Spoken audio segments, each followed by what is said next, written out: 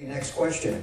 We're going to Roz. She's going to be in conversation with Marshawn Lynch and Draymond's mom. How fun is this, Roz? Take it away. Lights really do be hot, don't it?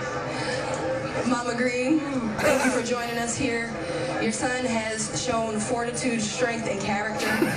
What was important for you to instill in him as a young man that is making him successful here? Just to be himself, you know. That you can follow footsteps, but you know you have to leave your own footprint. When walking alongside, you see everything that everybody else is doing, but when you sit there and say, I have to be Draymond Green, that's when your stride starts. So what was important for Draymond was to know who he was, where he came from, and where he was going. And now that he has that, he realized that it can only get bigger and better, you know. So that's where we came from. Before you do that, can I give you a hug? Sure. Because that sounds like exactly what my mama told me when I was just a little jitterbug growing up. And I mean, knowing Draymond for as long as I have, I can see exactly why we connected.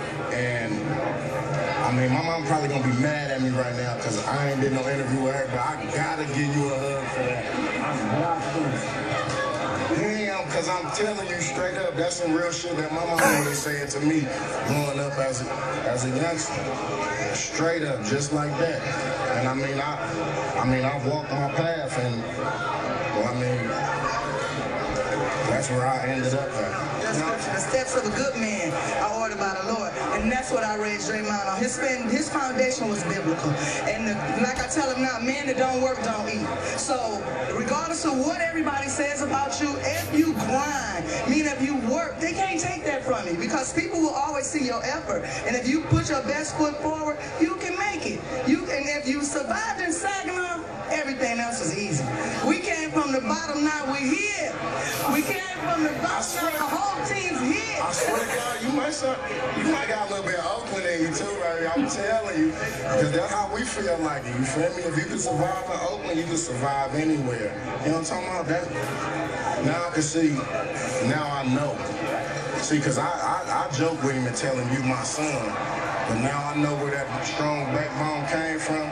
I know what time it is, and you can see it in this game too. He played like a little baby beast mode in a basketball way though. Yeah. We'll take that. Beast mode? We'll take that. Oh, look at you. Every time Draymond Green puts a jersey on, who is he representing for? Saginaw. I mean, the thing about it, if you ever came to Saginaw, you would see why he grinds so hard. It's what you have to do. It's like a rite of passage. It's what you have to do. It's in him. He was born that way. When he first came out, my daddy, God rest his soul, the first thing he said that boy's a winner.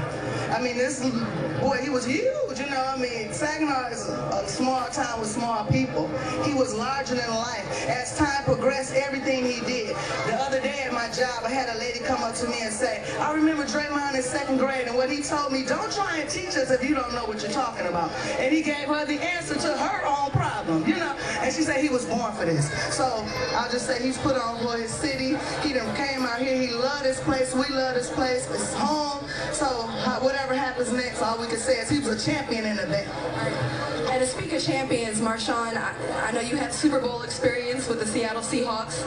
Do you see any characteristics in this team that you can respect as how they handle themselves? Well, I'm going to tell you like this. You know, we just did an interview over here, and they was talking about the brotherhood that they share. But something, a common thing that go on up in Seattle is LOB.